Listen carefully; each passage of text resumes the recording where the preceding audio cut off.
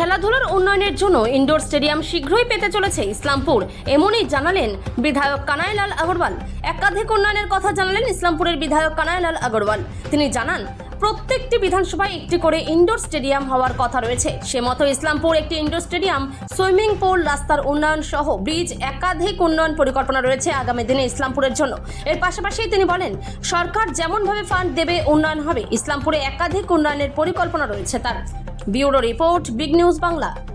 নিয়ে বিধানসভায় আপনি সোচ্চার হয়েছিলেন এবং আগামীতেও হবেন।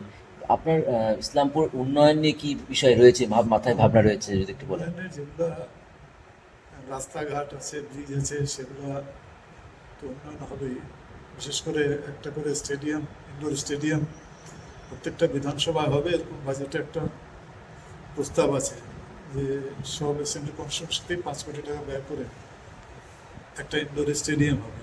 তো আমরা সেই হিসাবে ইনডোর স্টেডিয়ামের একটা সুইমিং পুলের একটা কমিউনিটি হলে ইসলামপুর টাউনে এগুলো প্রস্তাব দিয়েছে। রাস্তাঘাট তো আছে, রাস্তাঘাটেরও সব ওয়ার্ডে রাস্তাঘাট, কোভিড লোকের রাস্তাঘাটের আমরা 2 দিন আগেই আমরা এখান থেকে জেলাতে পাঠিয়েছি। তো যেগুলো কর্মসূচি, যেগুলো কোনটা হবে সেই প্রজেক্টগুলো পাঠিয়েছি আমরা। যেভাবে গভর্নমেন্ট ফান্ডিং করবে সেভাবে কাজ হবে।